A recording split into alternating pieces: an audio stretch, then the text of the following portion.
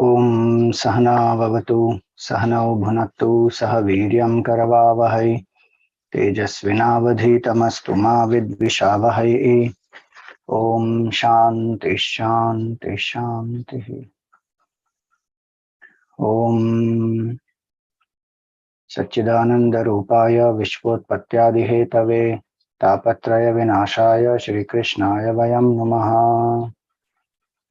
Samasta Jana Kalyane Niratam Karunamayam Namami Chinmayam Devam Sadgurum Brahma Vidvaram. Hari Om, salutations to all. So we saw in this fourth canto of Bhagavatam about Raja Prthu and how he established a glorious kingdom. Earth was not bringing forth all the aushadhis and crops, etc. And so Mother Earth sings the stuti also of Raja Prthu, and she says how the wickedness had increased, and so she held back all her resources. Now that dharma is established, she starts bringing forth all of those resources. Now that was where we also saw in the 18th chapter in Canto 4 that Raja Prthu established the villages, the urban places, and designed various abodes for human beings, for cowherds, for cattle. And so the human dwellings like villages and towns, etc., started from his rule. Now we come to the next discourse, which is chapter 19. So Raja Prthu ruled the earth, ruled the kingdom in a very dharmic way. There was a lot of abundance, prosperity. And it is said that he conducted 99 Ashwamedha Yagnas. The 100th one he was going to conduct, he began conducting. Now it is said whoever conducts 100 Ashwamedha Yagnas he gets qualified to take the position of Indra. One of the names of Indra is Kratu. Kratu literally means a yagna, but not an ordinary yagna here. In this context, it means Ashwamedha Yagna, where a horse is sent out and a horse travels whichever kingdom it passes through. If they accept the sovereignty of the king whose horse it is, then great. If they allow the horse to move. Otherwise, if they hold the horse, then they have to fight the army of the king whose horse it is. So, see, in one way, that is also a peaceful way to ensure that without bloodshed, the sovereignty of a king is established. And whoever wants to fight, only there the battle will happen. Instead of the king attacking all the other kingdoms and creating hostility, destroying so much of life. So this 100th Ashwamedha Yagna, Raja Prthu, he starts. So that's where this 19th chapter begins. That King Prthu now consecrated himself as a preparation for the performance of 100 horse sacrifices in Brahmavarta, the land of Swayambhu Manu, where the Saraswati flows in the eastern direction. Now this Indra, who himself had got this position, the name of this Indra is Yagna. So this particular Indra, see, remember Indra also is a Jiva, is an exalted Jiva who has done Punya Karma and got the position of Indra, and now is in a form of a Devata, the king of Devatas, and has the responsibility also of managing the rains, etc. in the creation, and also presiding deity of our hands, Hastayoho Indra, it is said. So as a devata, he has responsibilities. As a king, he has responsibilities. But after all, he is a jiva and ignorant of the self. So this Indra, he got very scared that now if Raja Prthu completes 100 yajnas, then I will lose my position. It's not necessary that whoever finishes 100 yajnas will become Indra, but one becomes qualified. So now this Indra, he gets jealous. Now this is also to understand that even if a person comes to that position of Indra, as long as we feel ourselves as finite individuals, limited beings, there will be insecurity, there will be anxiety, stress, worry, sorrow, all that will continue. If one wants to be free from it once and for all, the only solution is Brahma Vidya. Get the Atma Jnana, the knowledge of the self. So Indra, see, Indra is the king of devatas also. To even come to a position of a devata is not very easy. And he is the king of devatas. And punya also is done. It is not that punya is not there. So the person feels insecure because of some papa karma. He has done punya also, but the nature of finitude is like that. No matter how much one attains, one will still feel incomplete and empty. So here it is, this Indra, he became very jealous of this Yagna preparations and so many grand festivities that are being organized for this particular Yagna. Now, he also became jealous because the Supreme Lord, Bhagavan Shri Hari, was also perceived by everybody that he is coming there for the Yagna. Brahmaji came, Shivji came, and with them Gandharvas, Apsaras, all these Siddhas, Vidyadharas, Daityas, Danavas, Guhyakas, they all came. And they all were led by Nanda and Sunanda, attendants of Sri Hari. Even great rishis like Kapil Muni, Naradji, Dattatreya Bhagavan, the 4 Sanat Kumars, they all have come there. Mother Earth also has come there in the form of a cow, and she has brought milk and ghee and other things for the offerings in the Yagna. So this is how a Yagna also is done. Each one brings what best they can for the ahutis or for the Yagna itself, to organize the Yagna. So then the rivers, they bore all sorts of sweet and delicious drinks, as well as milk, curd, buttermilk, clarified butter, along with many other liquid foods. The gigantic trees dropped honey, bore fruits in abundance. Oceans brought him heaps of jewels. Mountains brought 4 kinds of food. And all the worlds with their guardians brought presents, meaning all the lokas, different lokas. There are guardians of each loka. They all also attended. They all brought different presents. Now Indra, he saw that this is not an ordinary yagna. First of all, this is Ashwamedha yagna.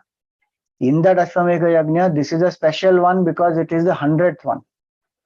And it is organized at a grand level, and everybody has happily brought all this. Now think about it. Why will anybody bring all this to Raja Prthu? Until Raja Prthu has not been dharmic and has not established good relationship with all of them, they will not come.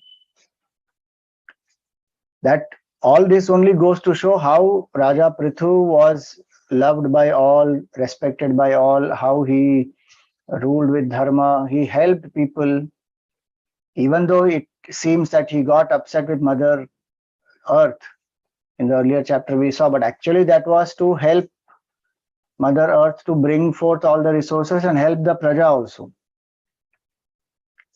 So this Indra, when he saw this, that this Raja Prthu is so prosperous, iti chadhokshajeshasya prithostu paramodayam asuyan bhagavan indraha pratighatam achikarat. Asuyan. See, one name of Arjun is Anasuyuhu. Atri Rishi's wife is Anasuya Devi. Asuya means jealousy. It means to find fault even in what is good. That tendency to go on looking for only flaws and faults and complain and be negative, be pessimistic, that is called Asuya. Anasuya means one who is free from that, and one who can be free from that. One who has trained oneself to see the goodness, to see the positive, to invoke what is the opportunity there, rather than looking for complaints and cribbing and being dissatisfied. Imagine Indra has Asuya. He has everything at his disposal. He is the king of Devatas. But he has Asuya for King Prthu. So he had Asuya, and also what is the mind of Prthu Raja? Prthu Raja is not wanting to become Indra. His mind is Adhokshajeshasya Prithostu Paramodayam. His mind is absorbed in Bhagavan Vishnu. Bhagavan Vishnu's name is Adhokshaja. Means who cannot be seen by the senses, who is imperceptible to the physical senses. So for him, Bhagavan is the supreme. Though he is an Amsha of Bhagavan, as a king, he has a role to play, and he is playing that role as a Jiva, but he considers Bhagavan Vishnu as the supreme. He doesn't want the position of Indra. That's what it means. So for him, Bhagavan is his protector, is his master. He has surrendered to that Supreme Lord. To that King Prthu, who was so noble, so dharmic, so devoted to the Lord, in his Yagna, this Indra starts creating obstacles because of his own insecurity. This is what happens in the world, or not? Sometimes a person is devoted, dedicated, wanting to do good things, and is not bothered about grabbing somebody's position or taking away somebody's power or hurting somebody. He is not bothered. One is doing one's duty, but the insecurity of the other people, that starts. That is in their mind. They start thinking, they start getting threatened, and they start getting nervous, and then they start plotting against, and then they want to instigate things, and they hurt and harm and destroy, because that is their mind. Raja Prthu, we will see as the story moves on what happens. So he is anchored. Now what is important is this, when this shloka is nice here, Adhokshajeshasya Prithostu Paramodayam. If we are anchored in the Lord, if we have surrendered to Bhagavan, we have that inner strength, we don't wish ill of anybody else. It is not that we will not face troubles or challenges from other people, but we will not get shaken. Now, Indra has decided to create problems for Prthu Raja, but the anchoring of Prthu Raja is in the Lord. And so that is very important. If we are anchored, we have bhakti, we have ensured that we are doing our daily sadhana, our mind is pure. Positivity, dharma, bhakti has much, much, much more power than any negative thoughts, any insecurities. We have to know that consciously. We underestimate the power of truth, the power of dharma, the power of bhakti, the power of seva. We think that, oh, I am, just a truthful person. I am, such a dharmic person, world can exploit me like anything. Why will the world exploit? That is their insecurity. Dharma should make me strong, make me more sattvic and more balanced and more ready to face the challenges. If dharma makes me weak, that is not ideal dharma that I am following. I am having some misunderstanding about dharma. That is in my head. I have to clarify it, clear that. Bhakti cannot make me weak. Bhakti does not mean I love anybody and everybody. Why? Because Bhagavan is in the hearts of everybody. So, let them do anything. If they want to destroy me, also let them destroy. Bhakti doesn't say that. Bhagavan himself is having Astra Shastra. All the lords have Astra and Shastra with them. Where is the question of becoming weak and who are you? I am just an ordinary bhakta, What can I do? The negative forces are so powerful. Nothing. Then that bhakti has not made me strong. I am having some wrong notion about bhakti. So here you see this Indra, he becomes insecure. Now, when Prthu Raja is engaged in worshipping the Lord, so Yagna that Prthu Raja is doing, that Yagna also is of the form of Bhagavan. Yagna vai Vishnu, it is said. So he is worshipping that Supreme Lord Vishnu through the Yagna, and he is doing it for Bhagavan. What does Indra do? He steals away the horse. Yagna Pashum Spardhan Apovaha Tirohitaha. He steals the sacrificial horse. And he remains hidden. He comes in now you see what is said here. He comes in a form of a sannyasi. And he takes this horse and he is moving through the air. Quietly he came, nobody is noticing him, and he took the horse and he went. Everybody is engaged in that worship. Their attention is in the yagna, where the ahutis are being offered. Bhagavan is manifesting through the Agni there. So this Indra, very stillily he comes and he takes that horse. Atri Rishi he saw. So Atri Rishi saw him running through the sky in the garb of a sannyasi. And he had taken up that garb so that nobody will suspect that it is Indra who has come. Think about it. Even before Ravan took up that form of a sadhu to kidnap Sita ji, Indra himself has done that. So he comes, he takes, and he is moving quickly through the air, going away from the earth. So Atri Rishi immediately sees him. And he recognizes, this is not a sadhu, this is Indra who is in this disguise. That is another point to understand here. Atri Rishi is a sannyasi, great Mahatma. He was able to recognize or not that this is Indra. Our sattva guna in us will make us pure, make us sharp, that if somebody is playing cunningness and deceit with us, we will be able to recognize that is sattva guna. Tamo guna is laziness, lethargy, indulgence. Even if somebody is doing something, we are not bothered, we are not aware. They just quietly, they make a fool of us and go. In Rajoguna, it is where we are so caught up with our own mind and our own ego, we can't even see that somebody is here to destroy us. But the weird thing is, in the world, we think that this Rajoguna is what is required to, identify, and people should not take me for granted, and so I should be Rajasic. If I become Sattvic, they will take me for granted. One can easily recognize if real Sattva Guna is there in the mind, because the mind of Sattvic person is out of its ego. Our ego is minimum. Is not preoccupied with I, me, mine, my enjoyment, my hurt, my power, my glory. The more one is obsessed with that, one can't see the games others are playing. So we have to be careful about that.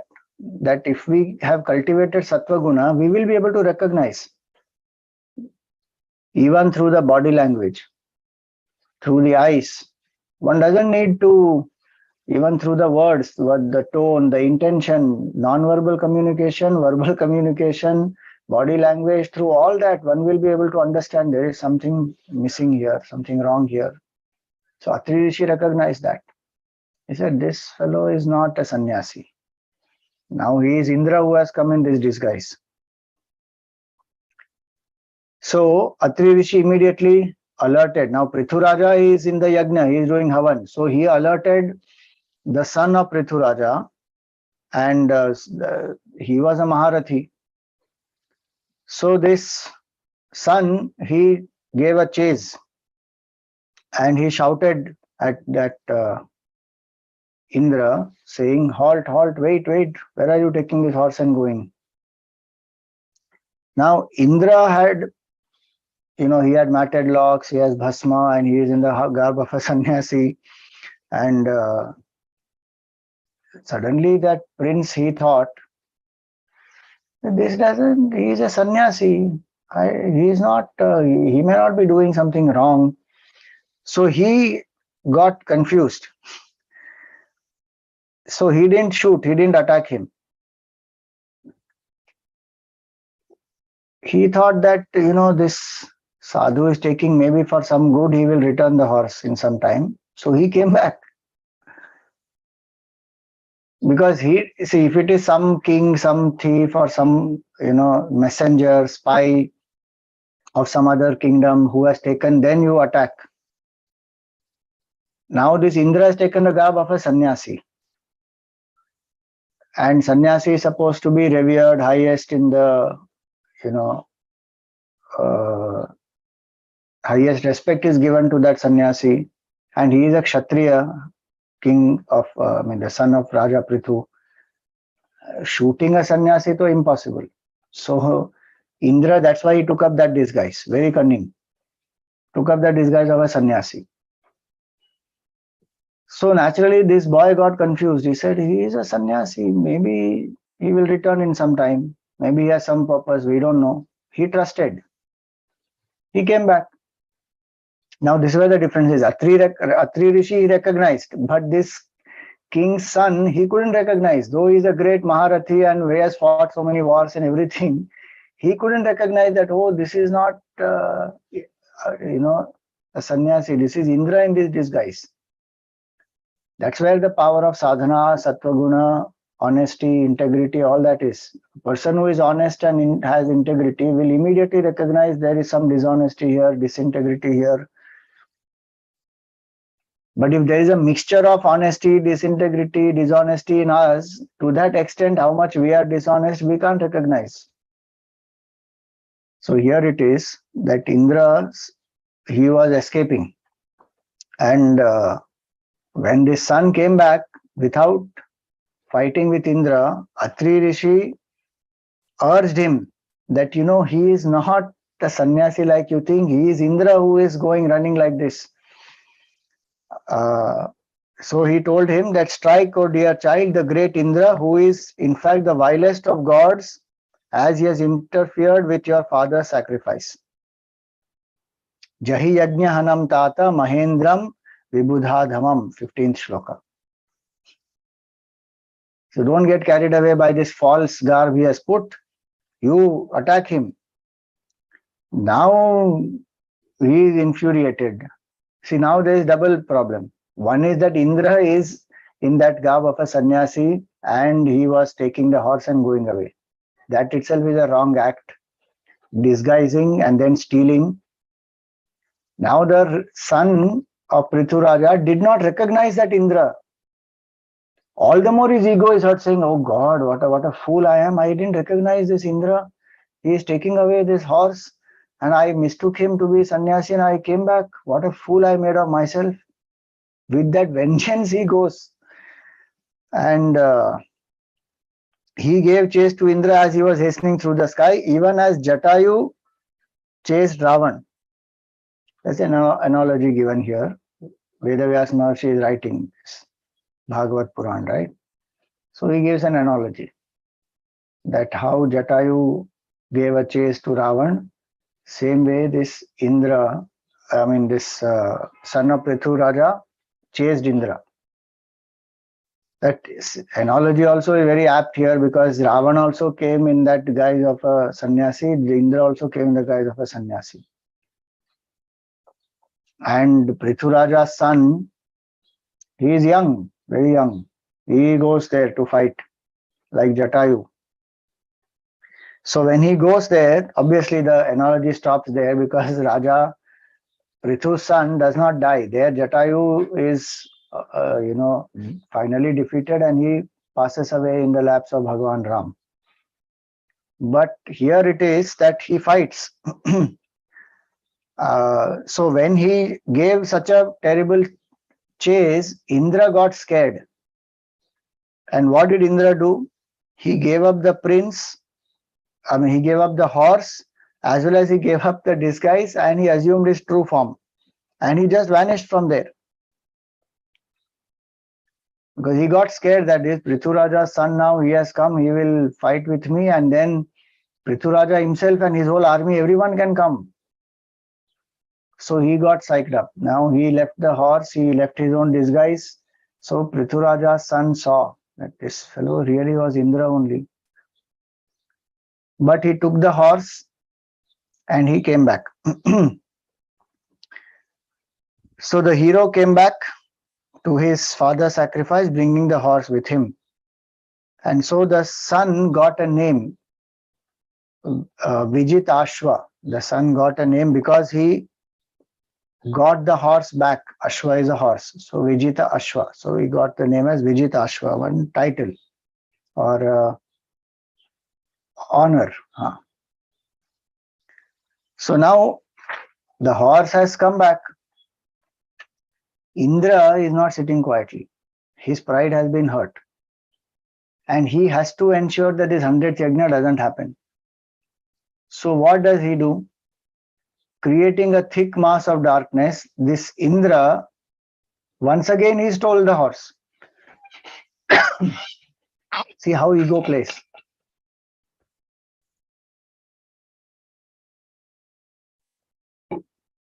At that moment, he did not recognize, he did not feel sad also that, oh God, what was I even doing? Why did I even try to steal the horse, etc.? He felt that fear. He left the horse, he dropped his disguise, he ran. Then he should have introspected. He should have thought that what a fool I am, why am I even doing all this? And if he knows Raja Prthu well, Raja Prthu doesn't want his kingdom, his throne. He is devoted to Bhagwan. Raja Prthu is dedicated to Bhagwan, and he is not doing it for that throne of Indra. Indra got insecure by himself.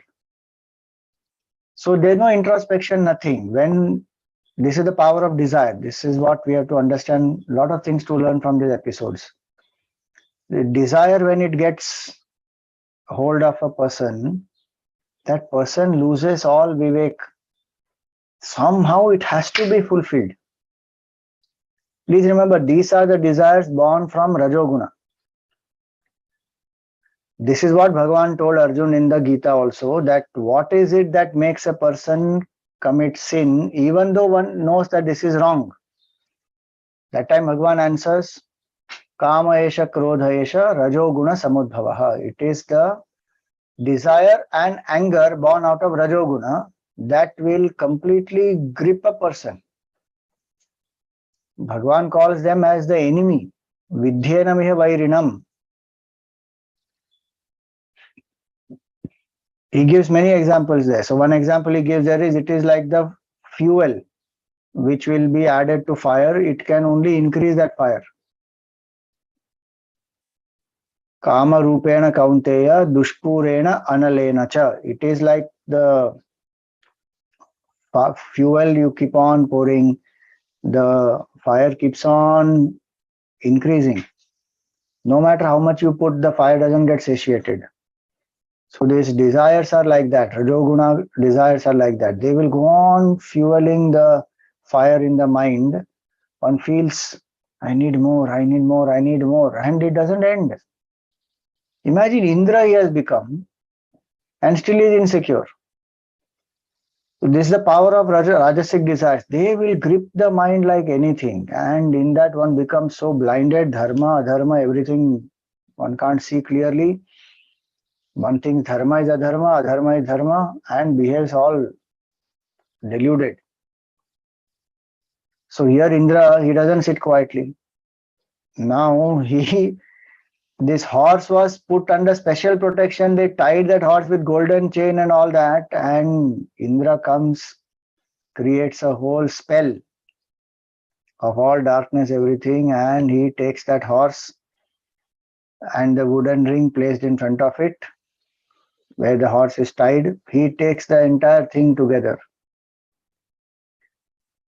Now, again, Atri Rishi understood this. That this fellow has come second time now. Again, he's taking the horse and going. And he told the Vijitashva now. He told him that, look, Indra is going again. So the hero, however, did not obstruct him, holding as he did in his hand a staff with a skull at the top.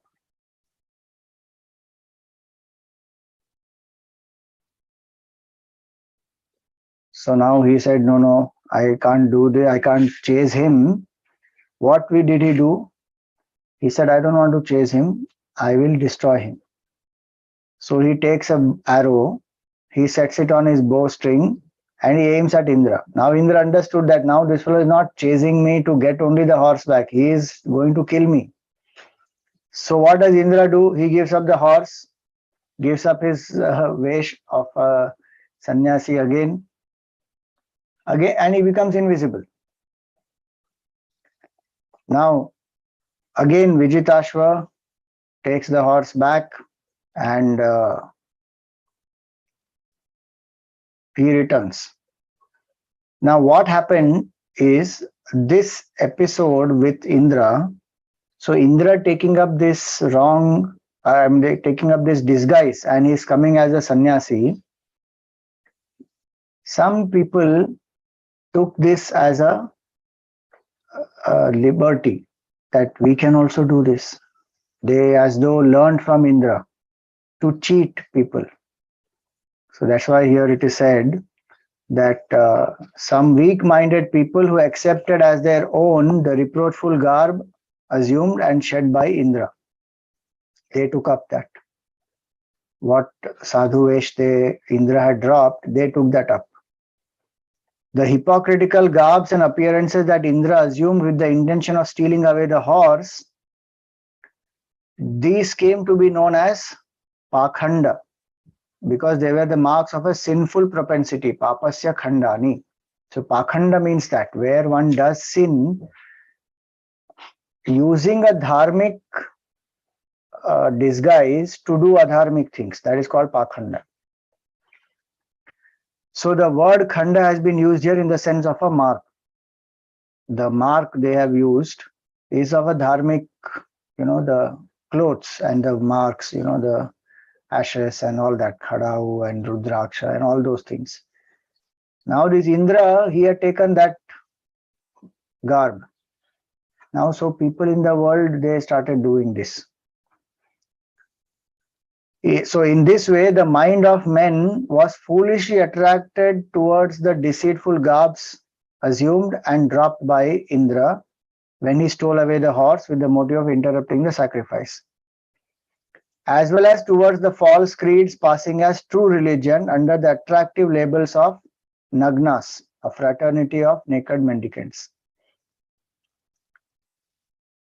Evam Indre haratyashvam Vainya Yagna jighamsaya tadgrihita visrishteshu pakhandeshu matirninam.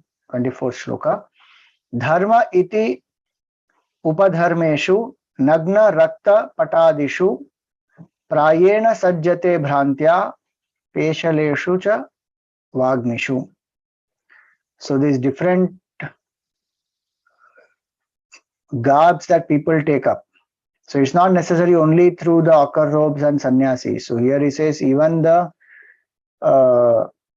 nagnas, that's a category of sadhus who don't wear clothes. For them, The directions are their clue. That's why they're called Digambar also.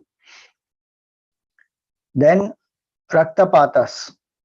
So Raktapata here in this context does not mean Rakta is red color.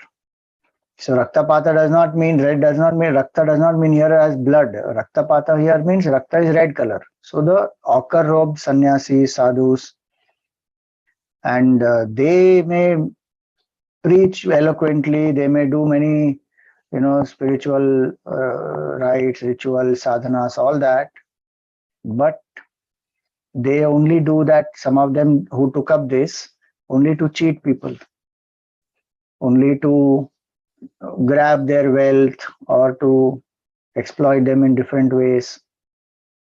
So that's why in the Bhagavatam here he says, Yani Rupani Jagrahe Indro Haya Jihir Shaya Tani Papasya Khandani Lingam Khandam Ihochyate. The weak-minded people do all this because they don't have the strength to live the dharmic way. They don't want to struggle, do hard work, live righteously, and they exploit the faith that the people have in dharma, dharmic people, sadhus, sannyasis who are trying to live dharma uncompromisingly, who are walking that path. So they exploit the shraddha of the people. Now imagine Indra doing that. What is the power of a desire? Which can make Devaraj also take up a garb of a sannyasi to cheat people. I mean, obviously there is no justification for this at all, that if Indra can do, then we are ordinary, we can also do. The point is to understand how powerful can be a desire and how one can become such a victim of that desire that one can get absolutely carried away. If Indra can get carried away, then what to talk about anybody else? That's why one has to be very alert that what type of a desire is arising in the mind, and one does not have to jump at it because the desire has come, I have to do it. Is it dharmic? Is it adharmic? First one has to think that, and what is it making me do? Is it making me walk the path of dharma or make me go towards adharma? If it is making me go towards adharma, I have to stop that. How to stop that? So that's where satsang, sadhana, vivek, all seva, all that will help. One has to engage more in doing these things. Pratipaksha bhavana can be used. The harm that it will bring, that is what has to be seen clearly. The pleasure it will bring, we get carried away by that. That's why one runs compulsively behind that desire. What is the pain that it will bring? How it will make me and people around me go through difficulties, challenges. Many things happen when one goes into a dharmic way. And the karma phala, when it comes, only one has to bear it individually. Nobody is there to bear all that. So when one does all that introspection, thinking, one can step back. Even though the mind may tempt, sometimes one says, no, I am not falling for this. That is the non-cooperation with the mind one has to do if these rajasic desires make us compromise from dharma. Sattvic desires for satsang, sadhana, doing seva, doing, bhakti, all that is good. So it's not that always we have to oppose our mind. We have to oppose the mind when it is going in the wrong direction. We have to support that mind when it is cultivating purity, because that pure mind is the means of liberation. Impure mind is the cause of bondage. So that is a point to learn here, that Indra, when he did this, also another point to understand is the leader. If the king of Devata sets this example, then obviously the people who are in the world, they look up to Indra. Oh, Indra, such a great person, what a position, and how much punya he has done and how many yagnas he has done to reach there. Even at that position, insecurity can make a person do adharma. So those who look up to him, and that's why he said here the weak-minded people. Those who are weak-minded, they will take up these things done by the leader. Oh, if the leader can compromise like this, then we can also do. Then what? There's nothing wrong in that. So it's very important who is the leader, what is their mindset, how they live, what is the integrity that they have, because that affects everybody. So now Prthu Raja came to know this, that this fellow has done this twice. And now because of him, the people are also trying to do, they're trying to cheat the masses, cheat the people, take up wrong, disguise, adharmic ways. They are trying to, all because Indra did this. So he got very angry, he got very upset. And that is when he is ruled with so much of dharma. See, it is not easy to establish dharma in the society. And this Raja himself is so dharmic and he has done so much for the whole society and establish dharma, because that's the purpose of Bhagwan's avatar, to establish dharma. And he is in the Kshatriya roop also. So this Indra, if he is misbehaving, he doesn't have any regret to even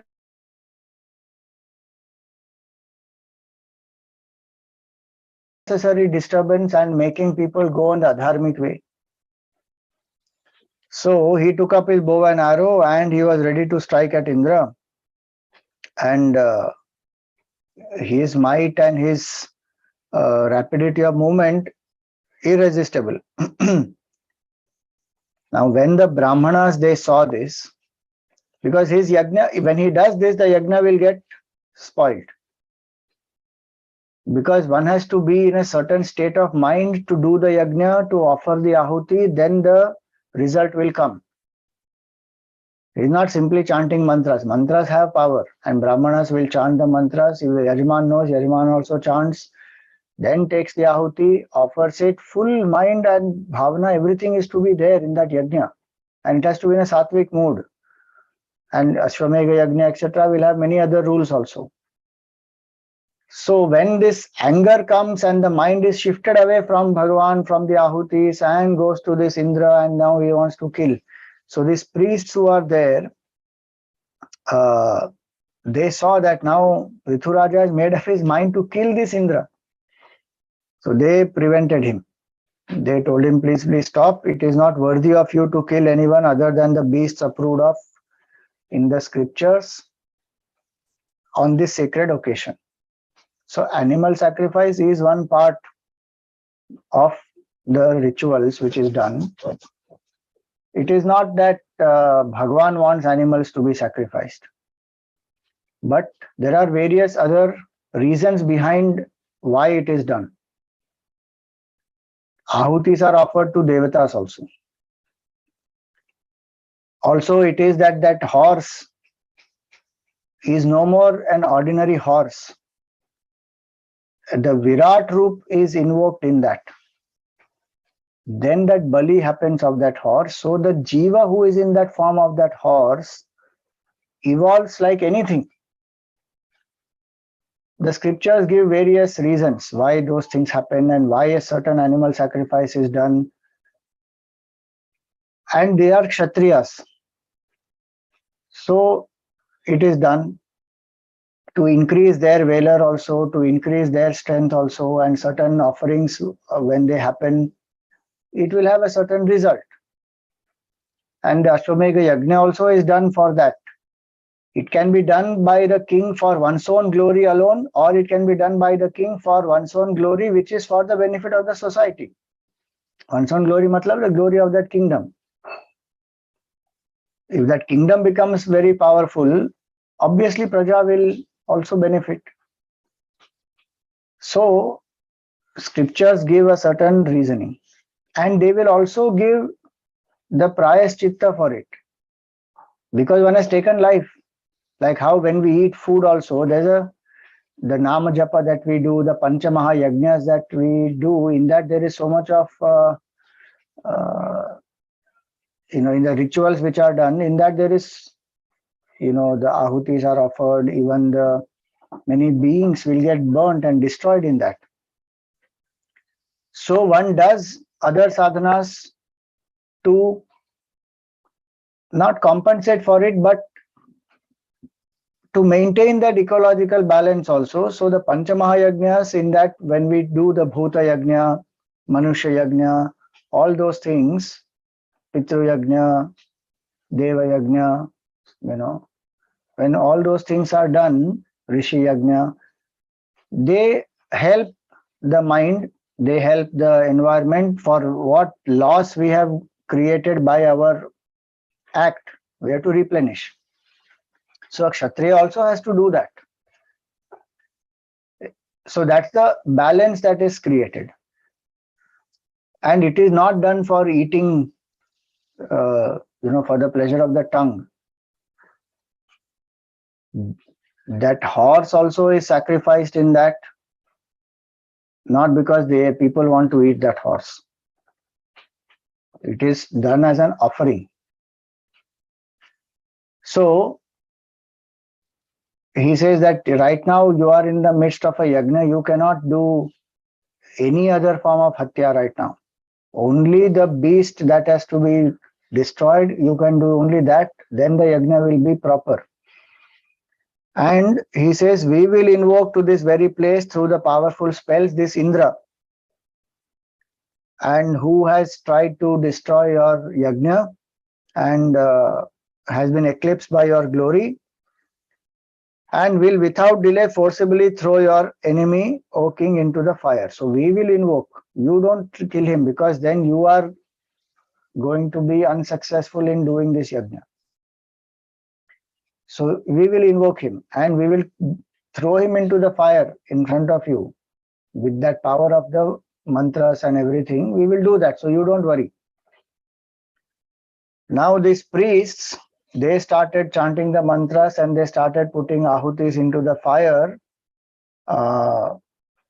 They were just going to do that. They were about to do that. Then Brahmaji immediately held them back, saying, wait. And they said, he went to Prthu Raja.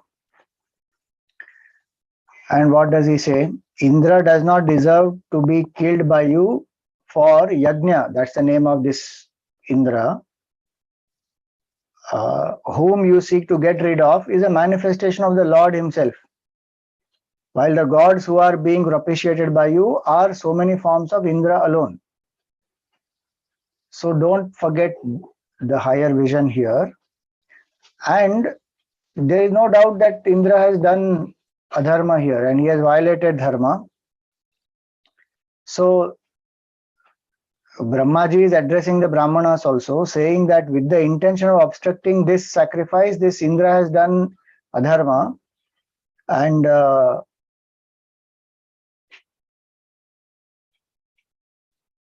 it will not stop. His mischief will not stop. His adharmic acts will not stop. So let the number of sacrifices standing to the credit of Prthu fall short of 100 by 1. Because he is the king of devatas. He has become, and he has to be also seen as a manifestation of the divine. He has a place in the divine play. He also has a responsibility, and yes, he has got insecure and he has become adharmic, and he is going to continue this, because if the 100th yagna completes, then he may lose his position. So he is acting out of insecurity. You have to understand that, and don't try to destroy him here. Let Prthu Raja not complete 100 yagnas, because anyway Prthu Raja doesn't want anything that Indra is thinking he wants. So he says, let his yagnas be only 99. And he turns to Prthu Raja and he says, we all know that you don't want this for becoming Indra. So you have no use of sacrifices well performed, since you are conversant with the dharma conducive to liberation. We know that you have that highest goal in mind, that you want to be liberated. Now, you don't want position of Indra. So how does it matter even if one less yagna you do? You came here to establish dharma. And if you do this yajna, Indra is also doing adharma and following his example. These are weak people. Other people also are taking disguise and then they are cheating other people. So he said, it is not worthy of you to show anger against this mighty Indra. For who is your second self? For God bless you, both of you are manifestation of the Lord, enjoying excellent renown. Brood no more over this incident and listen to our word with an attentive mind. For the mind of the man who contemplates achieving what has been thwarted by providence gets highly enraged and is steeped in blind infatuation. This is what Indra will go through. So that mind which is thwarted by providence, meaning Indra didn't get, no, twice he tried to take away the horse and he couldn't take, and he couldn't disturb the yajna of Prthu Raja. So he will become more enraged, and this will only create more adharma. Devatas are in charge of ensuring dharma prevails. Now this act of yours is going to provoke him, and already it has provoked him, and he will continue to do this adharma. So he says here that let this sacrificial performance cease, for the gods are obstinate by nature. See, so they are jivas finally. And it is due to this performance that dharma is being violated through pseudo-religious practices started by Indra. Now yajna is to establish dharma. Now this yajna only becomes the cause for adharma. Then we should stop this. So he says, look at these men being carried away by the attractive forms of false religion given currency of Indra. Indra is doing adharma. Now all these other people also have started following his example. And so a ray of Lord Vishnu, you are here, he is an Amsha of Bhagavan Vishnu, is Raja Prthu. He said, you have come here on this earth to establish dharma in order to preserve the religious faith of the people. Remember when King Vena was there was adharma, and then they killed this King Vena, and then churning his hands, Raja Prthu came and he established dharma. So he said, your birth or your incarnation is for establishing dharma, confirming to the various scriptures that had been undermined by his misdeeds, O Prthu, the misdeeds of Vena. Therefore, considering the welfare of this universe, fulfill the desire of the progenitors of the world, like Bhrigu, etc., and foil the conjuring trick employed by Indra in the shape of the terrible pseudo-religion, which gives rise to a number of false creeds. That this is going to create more and more such ways of manipulation, cunningness, exploitation, because Indra is not going to stop. Now somebody may say that, oh, Brahmaji should have told Indra and corrected him. Why Brahmaji didn't correct Indra? Brahmaji should not have told Prthu Raja to stop. He should have told Indra, you better keep your mouth shut and sit quietly. What he's doing is dharma, what you are doing is adharma. Now instead of telling Indra, he is told Prthu Raja that, Indra is doing wrong because of your yajna. So if you stop, Indra will not do wrong. So that means the right of Prthu Raja is, taken away. He has all rights to do anything dharmic. Why should a dharmic person stop his duty because some adharmic person is trying to foil this plan? We will see why that happened in the next chapter. But Prthu Raja understood very clearly that why he has to stop. He didn't make an ego issue. That is the point also to understand from here, that he didn't ask this question that, Brahmaji, why are you telling me? I am doing the right thing. You better tell Indra. Have you lost your senses? You have forgotten who is dharmic or who is adharmic. Why are you taking the side of adharmic people? Prthu Raja didn't say anything like that. Now what did he do? So when Brahmaji instructed him like this, he followed. Prthu Raja did as he was told. He did not insist on completing that yajna. And not only came to terms with Indra, but also bestowed his affection on him. where he was angry and he wanted to finish off Indra, he stopped his yajna and he came to terms with Indra and bestowed his blessing and affection also on Indra. Now when he finished, so yajna stopped, he took his ceremonial bath, which is supposed to be taken at the end of a sacrifice. He stopped it, and so he took that ceremonial bath. Then the gods which have been propitiated by him conferred boons on Prthu Raja. The Brahmanas, their blessings, whose blessings always come true, and who had received the sacrificial feast, they are duly honored with reverence. They pronounce the blessings also on Prthu Raja. And all those who had assembled in response to your invitation, O mighty armed ruler, the mains, the gods, the rishis, the human beings, they all have been duly honored by you with the gifts and with attention. Prthu Raja did all dan, dakshina, whatever he has to do at the end of a yajna. So many people have come. So that way his yajna got concluded. But why Brahmaji did this? He explained that your purpose will get defeated if you do this, and it will go in an opposite direction. So it is not about Indra doing wrong and punishing Indra. It is also about Prthu Raja becoming very clear that what is my role, why I came here to do dharma, and if my performance of dharma is creating more adharmic consequences, then I need to stop, because anyway I don't want that position of Indra. Now it does seem unfair that Indra got away with all this, but it is not like that. The story still continues. We will see in the next class what actually happens. But today we will stop here. Any questions?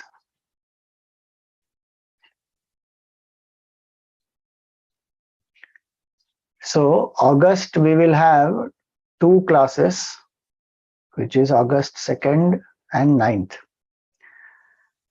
After that, we may have a break for quite some time, because I will be taking the youth empowerment program, so I may not be able to take classes during that time. So August 15th onwards till October 31st, we will have a break, I think. If I'm able to do in between sometimes, then I will inform you, but otherwise we will have a break. So, no questions? Okay, so we shall do the Arati.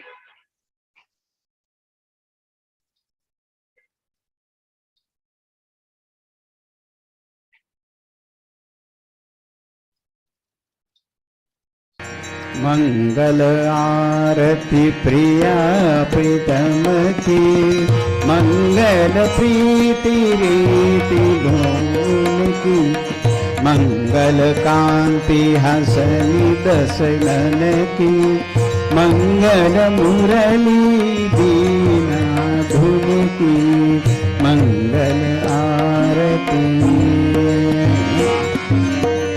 मंगल बणिक त्रिभंगी हरि की, मंगल सेवा सब सहचर की, मंगल सिर चंद्रिका मुकुट की, मंगल छवि नयन में अटकी, मंगल आरती।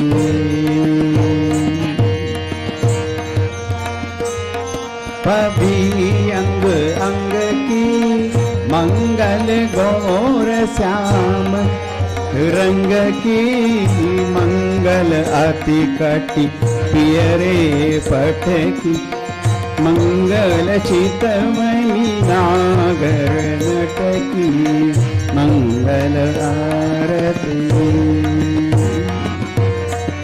मंगल शोभा कमल नयन की, मंगल माधुरी मृदुल पैन की, मंगल वृंदावन मद अटकी, मंगल क्रीडन जमुना तट की, मंगल आरती। मंगल चरण अरुण तरुवन की, मंगल करणी भगति हरिजन की, मंगल जुगल प्रिया भावन की, मंगल श्री राधा जीवन की, मंगल आरती प्रिया प्रीतम की, मंगल प्रीति रीति डोल की, मंगल आरती मंगल आरती। राधावर कृष्णचंद्र भगवान की जय। ओम न तत्र सूर्यो भाति न चंद्र तारकम, नेमा विद्युतो भान्ति कुतोऽयमग्निः, तमेव भान्तमनुभाति सर्वं, तस्य भासा सर्वमिदं विभाति। सद्गुरुनाथ महाराज की।